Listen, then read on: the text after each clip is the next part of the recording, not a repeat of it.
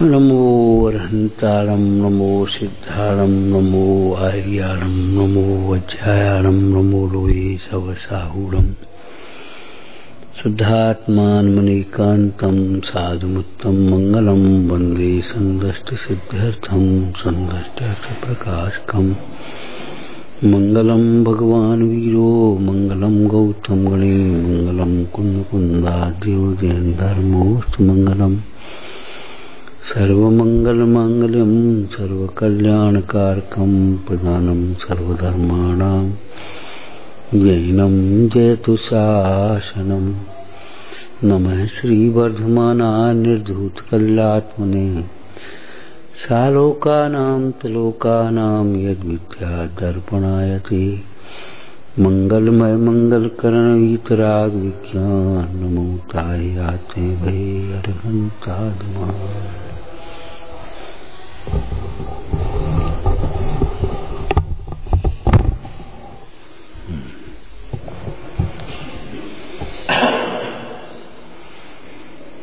जिन्हें दुखी न होना हो भी कसाय न करें।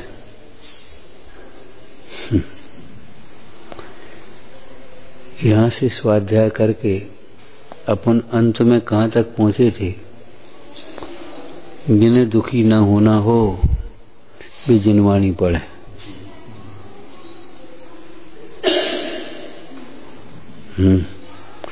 अंधकार का अभाव प्रकाश से ही संभव है। ज्ञान प्रकाश है और मोह अंधकार है। जिन्हें दुखी न होना हो और दुखी न करना हो। बहुत लोग ऐसी भाषा का प्रयोग करते हैं। हमारी तो ये भावना हमारे निमित्त से कोई दुखी ना हो, तो हमारे निमित्त से कोई दुखी ना हो। लेकिन ये ध्यान रखना चाहिए, तेरे निमित्त से कोई दुखी नहीं होता। दूसरों के दुखी होने में भी तुम्हारे कसाय निमित्त होती है। तो कसाय न करें और दुखी नहीं करना हो तो कसाय न कराएं।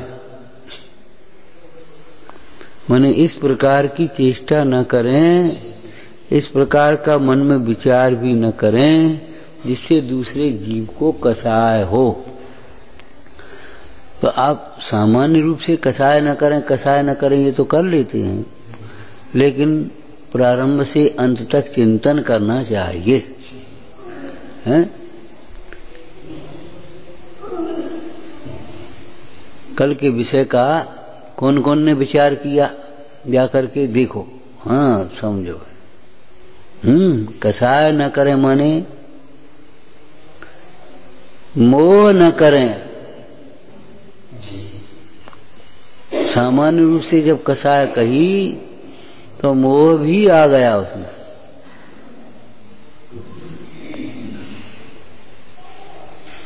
मोह और कसाय को जोड़ करके का अर्थ करना, मोह कसाय कैसे हो गई? मोह के चले जाने पर कसाय अपने आप क्षीण होती हैं।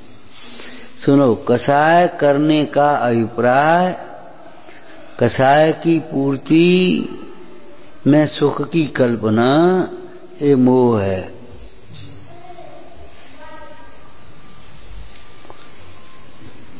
कसाय ज्ञानानंद स्वभाव से विपरीत है और मोह भी ज्ञानानंद स्वभाव से विपरीत है।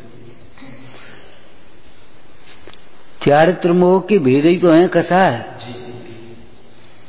और चारित्र मोह का मूल दर्शन मोह।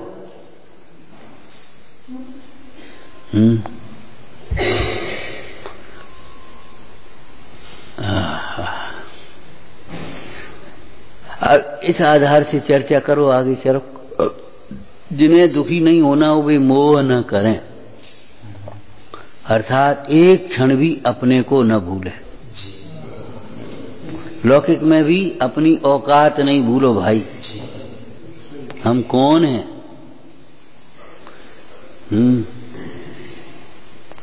जब कसायों के प्रसंग बनते हैं, झगड़े टंटे खड़े होते हैं, तो हमारे गांव में एक ही शिक्षा देती है, आपे में रहो,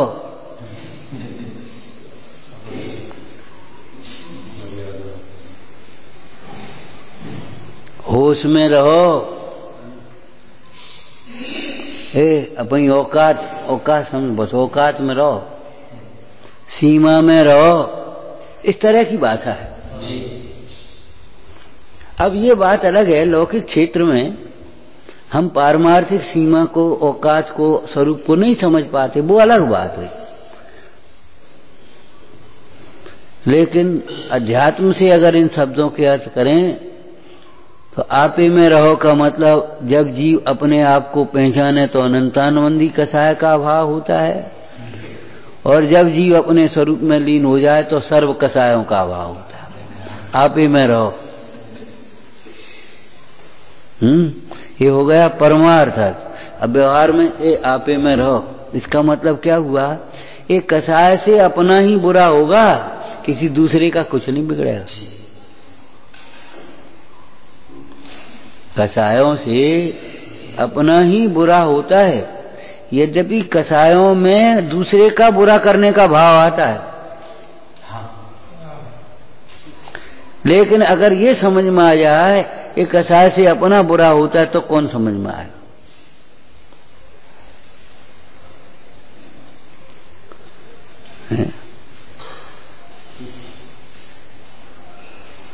क्रोध से अपना ही बुरा होता है, मान से अपना ही बुरा होता, माने अपना ही बुरा होता है कसायों से। दूसरे का बुरा तो दूसरे की कसाय से होगा। यदि उस प्रसंग में दूसरा भी कसाय करेगा तो उसका बुरा होगा, यदि दूसरा कसाय न करे तो उसका कोई बुरा नहीं होगा। कोई दृष्टांत वर्तमान युग का याद है तुम्हें? गज कुमार मुंडाज को या पांडव मुंडाजों को आग लगा दी, उनको ताते आभूषण पहना दिए, उनके अंगारे रख दिए, आग लगा दी। मतलब अब विचारना क्या हो रहा था उस प्रसंग का सांगोपांग विश्लेषण करो, चिंतन करो।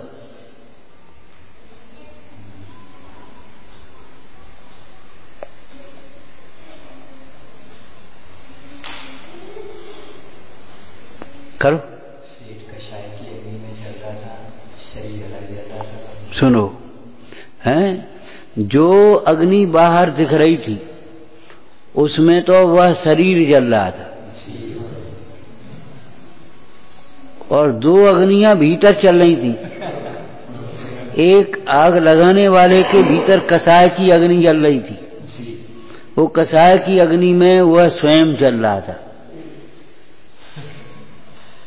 गजकुमार के प्रसंग में तो कोई आग ही लगाने का भाव नहीं था, उसने तुम उसका चिंतन करो, आग ही लगाने का भाव नहीं था। वो तो ये समझो जैसे बच्चा आ जाए और चौकी में घुसने लगे तो पहले वो माँ वो अंगार है ताता भग जा, माने अभी जल जाएगा, हैं? तो एक धमकाने जैसी बात थी और होते होते वो हो गई। कभी कभी हंसी खेल में धौंस धप्पड़ के चक्कर में बहुत अहित हो जाता है। आत्मघात के प्रसंग कई बार ऐसे बन जाते, ले हम मरते हैं, और जरा सी कोई बात करी और एकदम वो अपन भी बैलेंस में नहीं रह पाए, कोई प्रसंग बन गया तो मर ही जाते। फिर मरने का अभिप्राय नहीं होता, उसको प्रेशर बनाने का अभिप्राय होता है, लेकिन मर जाता है। तो गज कुमार ने पहले कही, जा में कभी भलाई नहीं है, हमारी लड़की की जिंदगी का को बर्बाद करी तुमने, अब नहीं क्या घर चलो उठ के, ये बाद में करिए जो दारुन्यान अवस्था होती हर काम का करने की। अब मोही तो यही जानता है? सो बिन ने सुनी नहीं, अब जब सुनी नहीं सो गुस्सा बढ़ी। अच्छा उठा तो कि नहीं उठे तो देखो अब हाल हम रखते हैं, तो लगाए कि अंगारे रखते, अब वो जल नहीं लगी। इधर ये बताओ, अपन कसाय से क्या करना चाहते? कसाय से एक मनोवैज्ञानिक विचार करना, कसाय से केवल पर द्रव्य को अपने अनुकूल परिणमाना चाहते, ठीक है ना? और जब वह पर द्रव्य अपने अनुकूल नहीं परिणमता तो कसाय बढ़ती है, बढ़ती चली आती, बढ़ती चली आती। जब तक ये जी वेद ज्ञान न करे, तत्व विचार न करे, तब तक वो परिणमन नहीं हो तो और ज्यादा कसाय हो, और ज्यादा कसाय हो। जैसे बच्चा कोई वस्तु को चाहता है, अब वो बच्चे को तुम नहीं दो तो वो चिल्लाएगा, और फिर नहीं तो भी नहीं दो तो वो लौट जाएगा, फिर वो झपटेगा, मारेगा। मन ये कसाय बढ़ती चली गई, अंत में सिर फोड़ेगा, रोएगा। कहो तो है क्या ये कसाय? है काहे के लिए? केवल अपनी इच्छा की पूर्ति के लिए। अगर इस जीव को ये समझ में आ जाए कि इच्छा की पूर्ति संभव नहीं है, बिना पुण्य के उदय के बिना तेरी चाह मिथ्या है, तो कसाय आदि कर दिया। आदि नहीं, 90% कसाय चलिए। कसाय करने से इच्छा पूर्ति का कोई संबंध नहीं।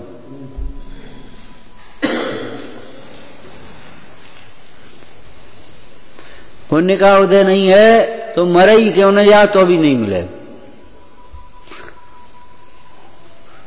तूने चाहत पुण्य भोग नहीं नर पूरा पुण्य बिना क्यों पावे, कैसे पाएगा बता? तो आपे में रहो का मतलब क्या है? अगर तुम ये बात विचार करो कि कसाय से का फल हमें ही भोगना पड़ेगा, अपना ही नुकसान है और किसी का कुछ नहीं बिगड़ेगा। सामने वाला कसाय करे उसकी कसाय से उसका बिगड़ेगा, लेकिन तुम्हारी कसाय से तो केवल तुम्हारा ही बिगाड़ होगा। एक बात हो गई है। दूसरी बात, कसाय करने से पुण्य भी छीन होगा, पुण्य भी छीन हो जाएगा कसाय करने से। तो थोड़ी बहुत जो तुम्हारी बनी है ना वो भी खत्म हो जाएगी, ये समझ ले। कसाय करने से पाप का, तीव्र कसाय से पाप का होता है उत्कर्षण। कितने काम होते हैं कसाय से, तीव्रता से? बताओ, बोलते क्यों नहीं? पूर्व पाप का उत्कर्षण, पुण्य का अपकर्षण, और पुण्य का पाप रूप संक्रमण, और नवीन पाप की उदीर्ण। बहुत सुंदर। और चलो नवीन पाप का बंध।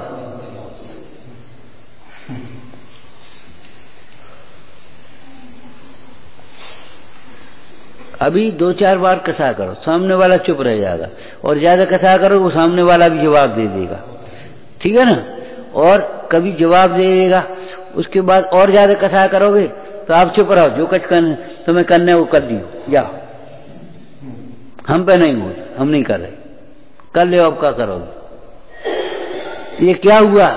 कसाय से पुण्य छीनो। तो आप ही में रहो माने अपना हित देखो।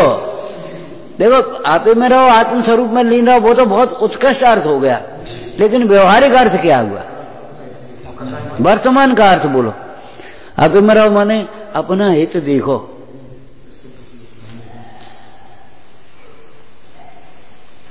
नुकसान किसका होगा इस कसाय से, ये बताओ? और कोई जीव अपना हित नहीं करना चाहता। अगर इसको ये समझ में आ जाए कि कसाय से मेरा हित होगा, तो वो कसाय नहीं कर पाएगा। अब तुमने तो एक रटी रटाई तत्व विचार की परिभाषा पढ़ ली है। तत्व विचार माने वस्तु स्वरूप का विचार, निश्चय, व्यवहार, सब सांगोपांग लगाना चाहिए। इलाज 4 नुस्खों से नहीं होता।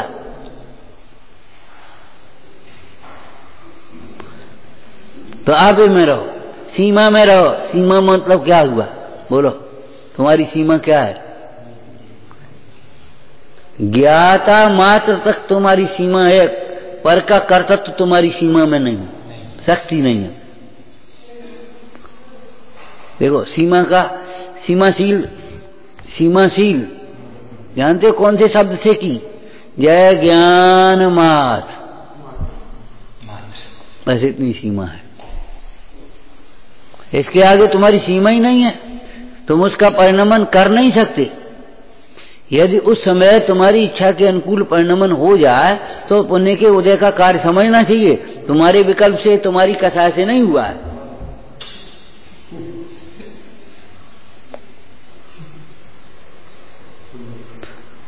कसाय की पूर्ति में सहायक भी नहीं होना चाहिए, बिगड़ती है व्यवस्था है। लौकिक में एक दृष्टांत दिया था ना, जैसे बच्चा मचल गया और अगर वो नहीं देने लायक की है तो नहीं दे, मचल जाने दे, लेकिन वो सीख जाएगा जीवन भर मचलने से भी नहीं मिलेगी, और नहीं तो वो समझ लेगा ये मचलेंगे तब मिलेंगे, चिल्लाएंगे तो गाल दे देंगे, मचलेंगे तो गाल दे देंगे, तो वो मचलना सीख जाएगा और कुछ नहीं होगा। जो बच्चे की दशा है वही इस परिणति की दशा है। अपनी औकात माने अपनी शक्ति सामर्थ्य को समझो, क्या पर का कार्य करने की शक्ति तुम्हारे में है? यदि नहीं है तो फिर क्या करे? जब शक्ति ही नहीं है तो कर क्या सकते? एक बोर्ड तुमने देखा कभी, नो वैकेंसी, शास्त्र में पढ़ा है, जिसमें विकल्पों के लिए अवकाश ही नहीं। वैकेंसी का मतलब अवकाश ही नहीं, कोई गुंजाइश नहीं, कुछ नहीं हो सकता।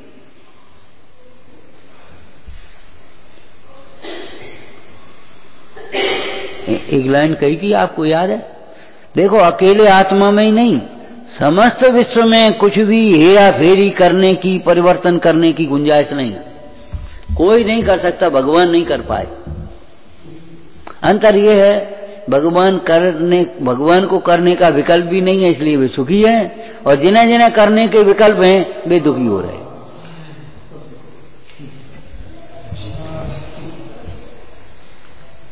भले ही करने के विकल्प क्यों ना हो, लेकिन उसके पुण्य के उदय के बिना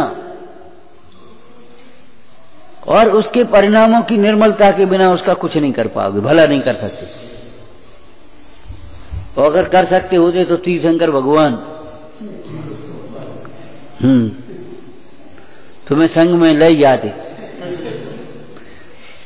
अरे संग में ले जाते कि वे ही रह जाते यहीं रखे, वे भी नहीं जा पाते। और ये बहुत बढ़िया बात है, प्लस पॉइंट है।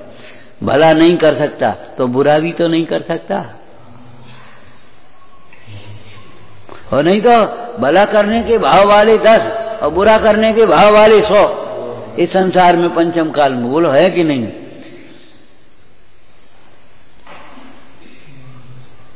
तुम्हें प्रेम वात्सल्य वाले तो 10 मिलेंगे और ईर्ष्या वाले कितने मिलेंगे? तब वे बुरा कर देते ज्यादा तुम्हें। ये बहुत अच्छी बात है, बुरा भला नहीं कर सकता, ये आपके लिए बहुत अच्छी बात है।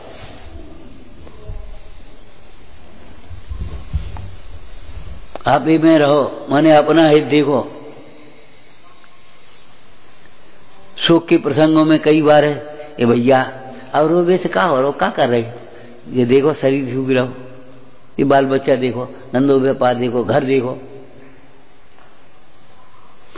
लेकिन मूल अर्थ ये है, अपना स्वरूप देखो ये निश्चय, और अपना हित देखो ये व्यवहार। इन कषायों की पूर्ति कोई नहीं कर पाया। ध्यान रखना, समस्त इच्छाओं की पूर्ति किसी की नहीं होती, किसी की। समस्त शब्द गलत है, कितना ही पुण्य का उदय हो, समस्त इच्छाओं की पूर्ति संभव नहीं। इच्छाओं की पूर्ति थोड़ी बहुत, समस्त इच्छाओं की पूर्ति नहीं। क्यों? इच्छाएं नई नई उत्पन्न हो रही हैं, संवर नहीं हुआ है उनका। फूटा घड़ा है। टोटरमल जी का इस तीसरे अधिकार में से बोलो, इस संबंधी कोई कथन लिखा है? कोई दृष्टांत सहित? क्या घंटे 2 घंटे पढ़ा करो तब बोल पाओगे। हाँ भैया बोलो। जैसे किसी को बहुत 10 रोटी की भूख है, मान लो 5 रोटी की भूख है, अब वो एक एक कौर करके खाता तो भूख मिट जाती है? मिट जाती है नहीं मिट जाती? तो ऐसे ही कण कण करके अगर करे एक एक इच्छा की पूर्ति तो हो ही जाएगी काऊ न काऊ दिन। तो उन्होंने कहा कि जैसे टोटरमल जी ने दृष्टांत दिया कि कण कण कर की संग्रह होता जाए तो मन हो जाए, लेकिन वो तो निकलता चला जा रहा ना। एक एक कौर खाया तुमने, एक कौर खाया, 2, 3, 4, आधा किलो अनाज खा लिया तुमने, मैंने भोजन कर लिया, अनाज अकेला ना खाए, भोजन कर लिया आधा। तो वो संग्रह हुआ था उतनी देर, लेकिन वो निकल गया ना, इसलिए आज तक भूख नहीं मिटी।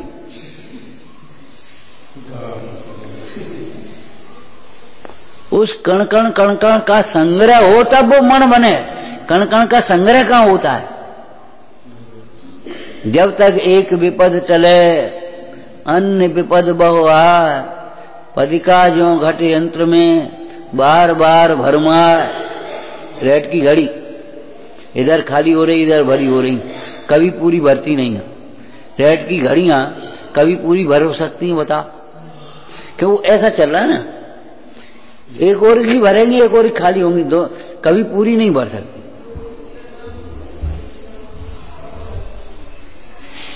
पुण्य उदय जिनके तिनके भी नाय सदा सुख साता। ऐसा नहीं है वो पूरी इच्छाएं हो जाएं, बिल्कुल नहीं।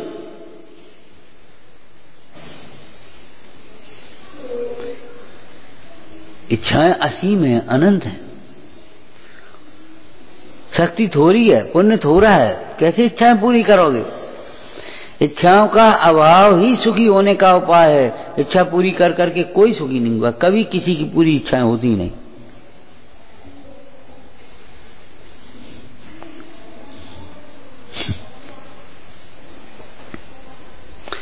तो जिन्हें दुखी नहीं होना हो वे कसाय न करें।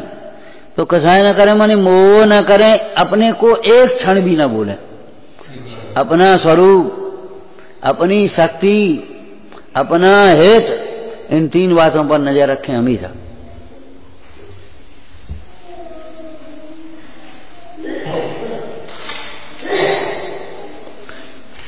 लौकिक में एक कहावत है, लॉन्ग रूट की गाड़ी छोटे छोटे स्टेशनों पर नहीं रुकती, ऐसे निकल चले जा।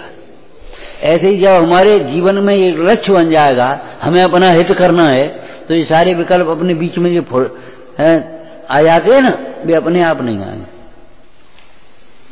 अपने आप उनमें उलझाना नहीं होगा, वे ऐसे निकल चले जाए।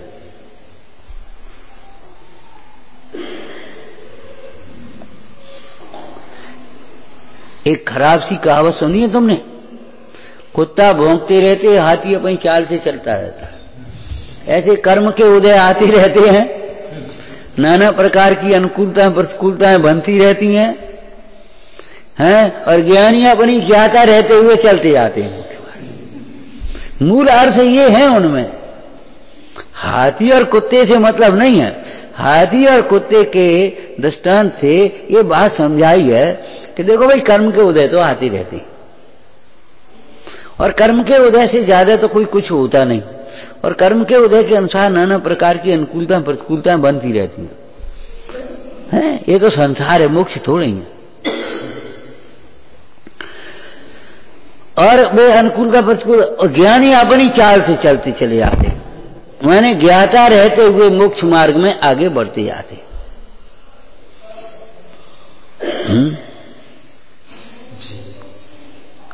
बोलो उपदेश की शैली में इसकी शिक्षा बोलो। उदय को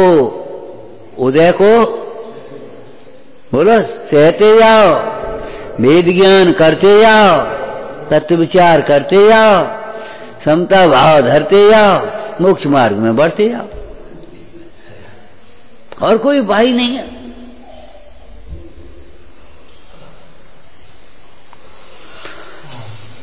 मोह न करें, बस हमारा आपसे ये कहना है केवल बस मोह न करें, बस हो गया। ये शब्दों में संतुष्ट नहीं हो, उसका भाव पकड़ करके चिंतन करो, उसको निकालो, उसको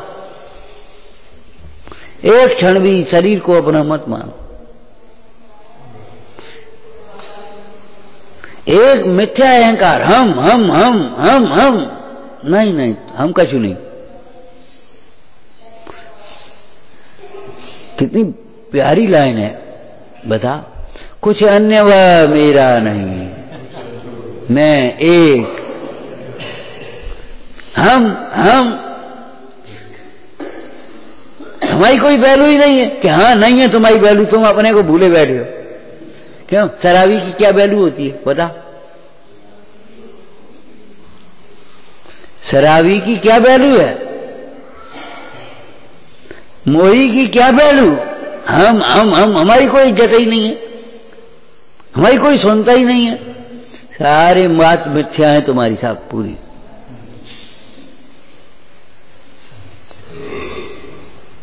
अरे भाई, अनंत की चर्चा में, अनंत भगवान की चर्चा में क्या है? जिनके वचनों से धर्म तीर्थ प्रवर्तता है, देखिए रहे क्या अर्थ है बताओ इसका? उपदेशात्मक प्रयोजन पराकार से बोलो भैया। यहीं से लिखा है जिन वचन सुनने लायक। धर्म तीर्थ प्रवर्तने का मतलब क्या है? आप शब्द के अर्थ नहीं करते, सबसे बड़ी परेशानी यहां है। धर्म तीर्थ प्रवर्तता का मतलब रत्नत्रय प्रवर्तता है। प्रवर्तता है माने प्रकटता है, बढ़ता है, यही तो है। जिनके वचन सुने तो अपनी परिणति में रत्नत्रय प्रकट होता है, हैं?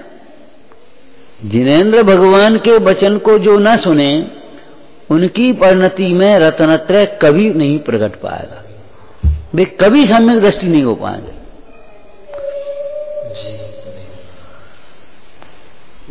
कहीं से कुछ सुन करके और मैं तो शुद्ध आत्मा हूं, मैं तो चैतन्य हूं, ये भी बात अगर वैसी पकड़ बैठे तो अभी सम्यक दृष्टि नहीं होंगे। ऐसा भी कहने वाले मत हैं कि नहीं है? तो अभी सम्यक दृष्टि नहीं होंगे अगर जिन वचन को नहीं सुनेंगे। समय सार जी टीका में प्रश्नोत्तर है कि नहीं है? बोलो क्या आत्मा को चैतन्य स्वरूप अनुभव करना सम्यक दर्शन है कि नहीं? कि सर्वज्ञ भगवान के वचनानुसार अनेकांतात्मक स्वरूप समझकर फिर चैतन्य स्वरूप अनुभव करे तो सम्यक दर्शन हो।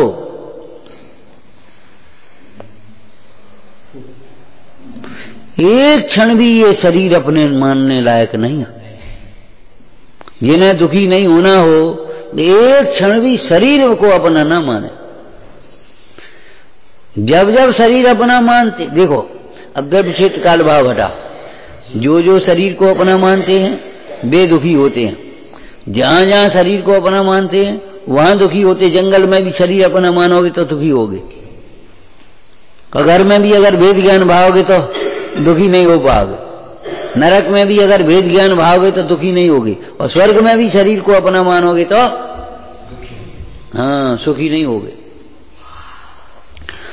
हाँ, तो जहां जहां बोलो शरीर को अपना मानते वहां वहां दुख होता है। जब जब शरीर को अपना मानते और जितने अंशों में शरीर आश्रित विकल्प हैं, राग हैं, उतना दुख है। ज्ञानियों जीवों को भी, सम्यक दृष्टि धर्मात्माओं को भी शरीर के प्रति जितना राग रह गया है उतना दुख का कारण है, सुख का कारण नहीं। चारित्र मोह का है ना।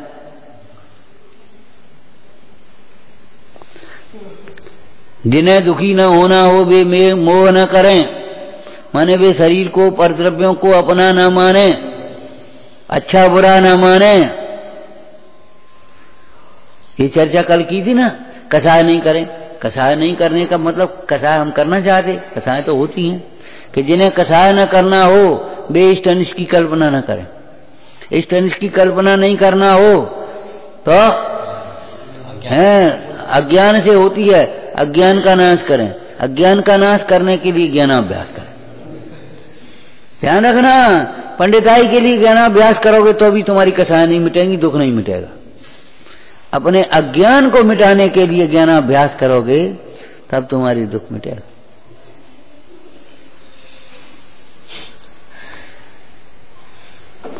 क्रोध से बुरा करना चाहता है दूसरे का, और क्रोध से बुरा होता है अपना। आज दोपहर में तीसरा अधिकार वो लेकर के वैसे बैठे रहे। अन्य का हमारी आदत कभी खोल लेते हैं ऐसे, तो वो क्रोध से बुरा करना चाहता है दूसरे का और बुरा होता है अपना। कसाय नहीं करें, फिर उसके कल भेद किए थे ना, क्रोध न करें। क्रोध न करें का मतलब क्या बोलो? हाँ, किसी पदार्थ के परिणमन को बुरा न देखें। परिणमन है बस, बुरा नहीं। कभी कभी अपन लौकिक मोह दे, भैया बहुत बुरो बाओ, अरे हुआ है बुरा और अच्छा नहीं है। ये तो तुम्हारा राग बोल रहा है बुरा हुआ है, और द्वेष बोलता है अच्छा हुआ है। लेकिन राग द्वेष को छोड़ करके देखो, हुआ है, होता है। बुरा और अच्छा नहीं होता, होता है बस। ये मोह से यह जीव अच्छा और बुरा कल्पना करता है, मानता है, बुरा नहीं हुआ। अंतराय भाव, ये भैया बहुत बुरो हो, आज अंतराय हो, अंतराय हो। और देखो मुंडाज को पढ़ो, अंतराय भये उत्सव बड़े।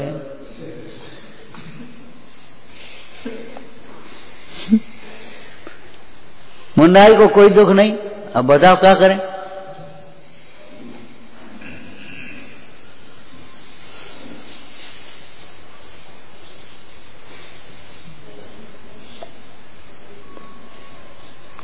कभी संस्थाओं में वार्षिक उत्सव करते हैं, वार्षिक उत्सव हैं, करते हैं। वार्षिक उत्सव का अर्थ क्या है? शब्दार्थ क्या होगा? देखो, लौकिक में जैसे पैसा कमाने से, इच्छा पूर्ति करने से एक सुख की अनुभूति होती है, मोह दशा में होती है। ऐसे ही कोई कठिन प्रश्न हो रहा हो और नहीं आ रहा हो, और जब वो उसका हल नहीं करे तो कितनी खुशी होती है, होती है कि नहीं? तो वर्ष भर ज्ञानार्जन करने पर जो आनंद हुआ है, उसकी अभिव्यक्ति का नाम वार्षिक उत्सव है।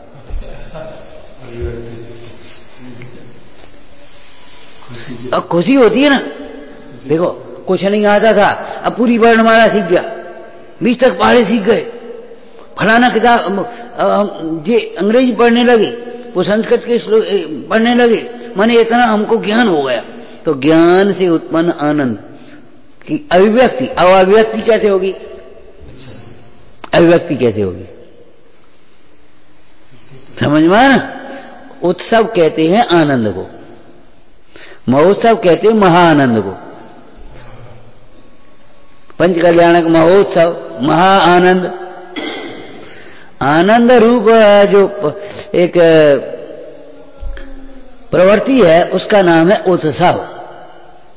आज लोगों को इतना टेंशन हो गया, इतनी समस्याएं हो गई, सवेरे त्योहार फीके हो गए। क्यों? भीतर में वो कोई बीमार है, कोई कछू है, कोई कहूँ कोई ये वैसे ही परेशानी हो रही। अब क्या को उत्सव?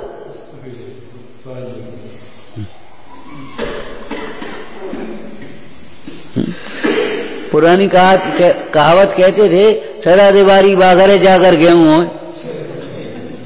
गेहूं बहुत कम होते थे। इन लोगों से पूछा, इनको तो और मालूम ज्यादा है। बेजा खवती गेहूं तो कोई मेहमान हो जाता आगे धरी थी, या बड़े घरों में गेहूं रखते, तो वो सदा दीवारी बागर जागर गेहूं हो। हमने कहा सदा दीवारी बागर है जागर ज्ञान तो हो।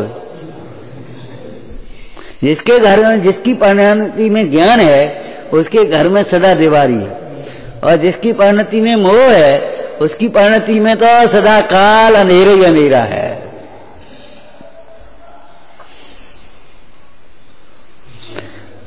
तो भी क्रोध न करें, माने कहीं अनिष्ट की कल्पना न करें। प्रश्नवाचक न लगाएं, अगर गुस्सा नहीं करनी है, क्रोध नहीं करनी है। छेड़ो मत उसको। छेड़ने का मतलब क्या है? कि जो परिणमन हो रहा है क्यों हुआ? अरे हुआ उसकी पर्याय की योग्यता, उसका उस प्रकार का उदय, भवितव्य, उस प्रकार के निमित्त हैं। एक काम करो, भट्टी के पास बैठ जाओ ऐसे, और ऐसे बैठ के बैठी रहो, ऐसे बैठो तो माथा गर्म और वो सब गर्म हो जाएगा। हो जाएगा? गर्म क्यों हुआ? है तो भट्टी के पास बैठे तो गर्म नहीं हो तो क्या है?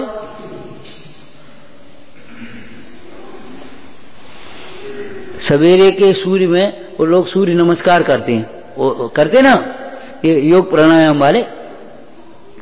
अब तुम दोपहर की, जेठ की दोपहर की सूर्य में ऐसे खड़े हो जाओ, मतलब क्या होगा? तो भैया उस प्रकार का निमित्त, जहां पग पग पर कसायों के प्रसंग हैं, ऐसा ग्रस्त जीवन उठो जब पहुंचे।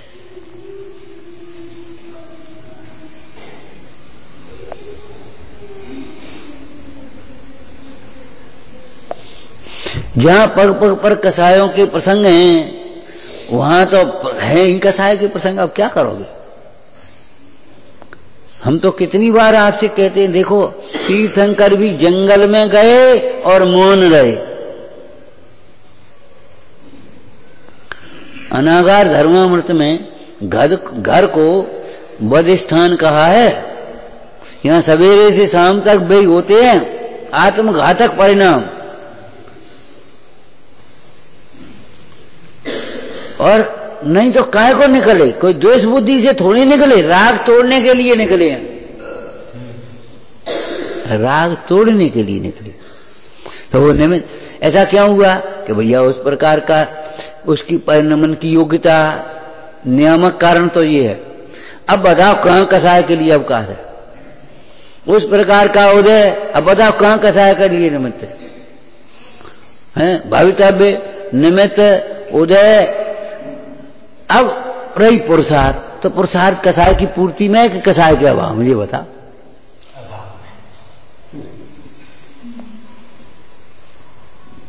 कसाय की पूर्ति में तुम्हारा पुरुषार्थ नहीं चलता। अगर पुण्य उदय है तो कसाय की पूर्ति हो जाएगी, इच्छा की पूर्ति हो जाएगी, और पुण्य उदय नहीं है तो नहीं होगी। तुम्हारा पुरुषार्थ तो कसायों के अभाव में है। क्यों भाई? शत्रु के सरेंडर कर देने में योद्धा का पुरुषार्थ है कि शत्रु को जीतने में पुरुषार्थ है? ये बता। तो इच्छाओं को, कसायों को जीतने में पुरुषार्थ है कि कसायों के वशीभूत होने में पुरुषार्थ है? बड़ा बहादुर व्यक्ति था, शत्रु चढ़ करके आया तो उसके पांव पड़ गया, उसने बेड़ियां डाल दी और फिर उसको बंद कर दिया जेल में। बड़ा वीर है, बड़ा योद्धा है। अब बता, ये कोई बात है? काय का योद्धा? योद्धा तो वो है, उसने ऐसे देखा और वो शत्रु भगा।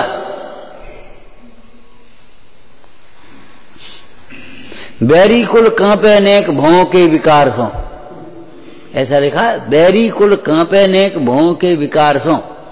अध्यात्म में लाइन सुनाओगे? अरे नाम ही ले जो तो डर जाए। जिस समय हो आत्मचिंतन, कर्म थर थर कांपते हैं, भाव की एकाग्रता लग छोड़ खुद ही भागते। ये है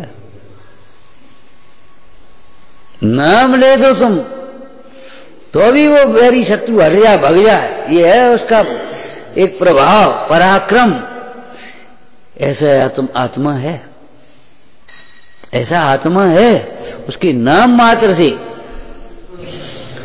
हाँ, नाम लेते ही जिनों का हर समय रोमांच हो, संसार भोगों की व्यथा मिटती परम आनंद हो। प्रभाव सबने सार दिखे, मात्र दर्शन से प्रभो, निज भाव की महिमा जगे जिनके विमल। अब बताओ, वीरता इस बात में है, क्रोध आया, क्रोध को जीतने में पुरुषार्थ है। जिन्हें दुखी नहीं होना हो वे अहंकार कभी न करें। अहंकारी जीव कभी सुखी नहीं हो सकता। पूर्व पुण्य के उदय से पद मिल जाए, प्रतिष्ठा मिल जाए, भोग मिल जाए, संयोग मिल जाए, सब मिल जाए, जो चाहे सो अपने होता चला जाए, लेकिन सुख नहीं मिलता। समझ में आया ना क्या कहा? सिद्धांत वाक्य बनाओ। महापुण्य का उदय होने पर भी तत्व ज्ञान के बिना जीव सुखी नहीं होता। तत्व ज्ञान के बिना बहुत पुण्य का उदय भी हो तो भी यह जीव सुखी नहीं होता।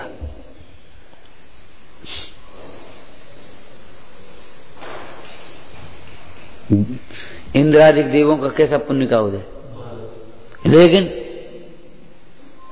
विषय चाह दावा न रहे।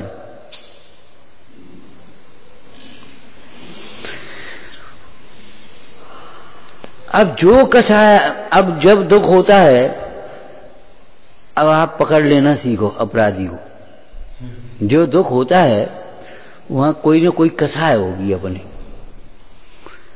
अब वो वही बनी रहती है और बाहर में हम खोज करते रहते ये ऐसा। दुख, जहां दुख होता है वहां कोई न कोई कसाय होगी। क्रोध होगा, मान होगा, मायाचारी होगी, लोभ होगा, और कहीं की कहीं निकलेगी। दिखाई कछु दे तो ऊपर। कर्मोदय की दशा में लिखा है, तुमने पढ़ा है? अंतराय कर्म का जब उदय होता है तब सामने वाला जीव विघ्न न करना चाहे तो भी विघ्न होता है, और जिस समय अंतराय कर्म का क्षयोपशम है उस समय सामने वाला जीव विघ्न करना भी चाहे तो भी विघ्न नहीं होता। लेकिन बहिरात्मा जीव, बहिर्दृष्टि जीव उस अंतराय कर्म को नहीं जानता, अपना अंतराय कर्म। जैसे, हाँ बोलो, हाँ, कुत्ते को कोई लाठी मारे तो मारने वाले को नहीं देखता, वो लाठी को पकड़ करके रोष करता है, अपनी गुस्सा जो है ना वो लाठी पर निकालता है। अरे कई बार ऐसा होता है, अधिकारी कर्मचारियों पर निकालते हैं, महिलाएं बच्चों पर निकालती हैं। बुन से कछु नहीं गए, बस बच्चे ने ठोंक दो। करते ना ऐसे, करते बताओ। अब भाई उसका क्या दोष है, उसके करने से क्या निकलेगा? कहीं की कहीं, जैसे शरीर में जो फोड़ा होता है या कोई चीज हो रहा, तो रोग के जो उसका जो दोष है वे तो शरीर में है।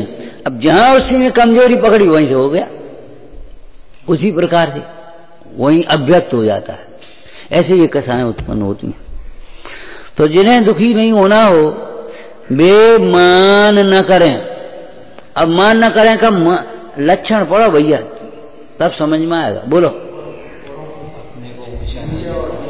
हाँ, अपने को दिखाने की कोशिश मत करें, हम कछु हैं, हम बहुत समझते हैं, बहुत करते हैं, हमारे पास बहुत है। चाहे वो ज्ञान हो, चाहे पैसा हो, चाहे धर्मात्मा हो, चाहे कुछ, दिखाने की कोशिश न करें। इस प्रदर्शन की भावना से दुखी होगा जी। दूसरा पक्ष बोला, हाँ, जो जिन्हें दुखी नहीं होना हो वे कभी दूसरों को नीचा दिखाने का प्रयास न करें, किसी का तिरस्कार करने का भाव न करें। हाँ, दूसरा आगे का वाक्य बोलो, मोक्षार्थ प्रकाशक में, दूसरे की महिमा को घटाने की कोशिश न करें। माने उस दूसरे के जो सहयोग है या दूसरे का जो भी उसका कार्य है उसको नकारने की कोशिश न करें। वो तो हम अकेले करे लगे। नहीं नहीं, अकेले नहीं लगे, कितना कितना संयोग लगा है।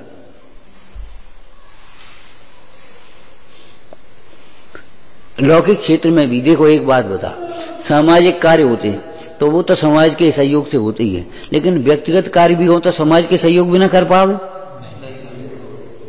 व्यक्तिगत तो इसलिए है कि भैया वो खर्चा व्यक्तिगत कर दिया उसने, व्यक्ति एक प्रधानता हो गई, उसने उसकी भाव एक संकल्प, लेकिन बाद बाकी काम तो सहयोग से ही होते। कभी किसी के कर्तृत्व को नकारो मत, सत्ता को नकारो मत, ये अनेकांतवाद है। दूसरे की महिमा को घटाना चाहता है, अपनी महिमा को बढ़ाना चाहता है, इसलिए अपनी प्रशंसा करता है, अपने को सही सिद्ध करना चाहता है, दूसरे को गलत सिद्ध करना चाहता है। ये सब मन कसाय की चिन्ह है। और नहीं तो तुम बस कर दो, ये ना दुखी नहीं हुआ वे मान नहीं करे, और मान पता ही नहीं है, मान हो ही रहो।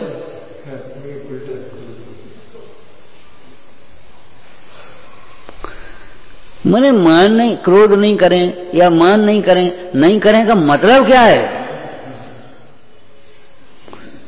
भाव आसन बिना तो भाई हैं कल्याण का मार्ग समझ में नहीं आए। वे मायाचारी न करें। अब मायाचारी न करें माने क्या न करें? उस मायाचारी के लक्षण को देखें। हैं, लोक में एक कहावत है ना, जो दूसरे को गड्ढा खोदता है वो स्वयं ही गड्ढा में है। तो जो दूसरे का बुरा सोचता है उसका स्वयं ही बुरा होता है। दूसरे को नीचा दिखाना चाहता है वो स्वयं ही नीचा हो जाता है। मान महाविष्णु दूसरे को ठगना चाहता है वह स्वयं ही ठगाया जाता है। ऐसे आया ना। तो ऐसे इन कसायों की कल एक क्रम से चर्चा की थी। अब इस एक एक कसाय के प्रसंग को शास्त्र को सामने रख करके हम कहते शास्त्र को ऐसे रखकर और उस प्रसंग को रखकर अपनी परिणति को मिलाना सीखो बस। तब तुम्हारा स्वाध्याय कुछ हो पाएगा। और नहीं तो पढ़ गए और रट गए और सुना लिया या सुन लिया, अधूरा है ये काम, बेकार नहीं है। ध्यान रखना, अधूरा है। और अधूरो तो अधूरो ही हो तो है।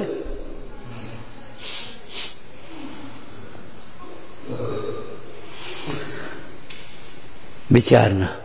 सहजानंदी शोध स्वरूपी अविनाशी में आत्म स्वरूप। सहजानंदी शोध स्वरूपी अविनाशी में आत्म। सहजानंदी शोध स्वरूपी अविनाशी में आत्म स्वरूप।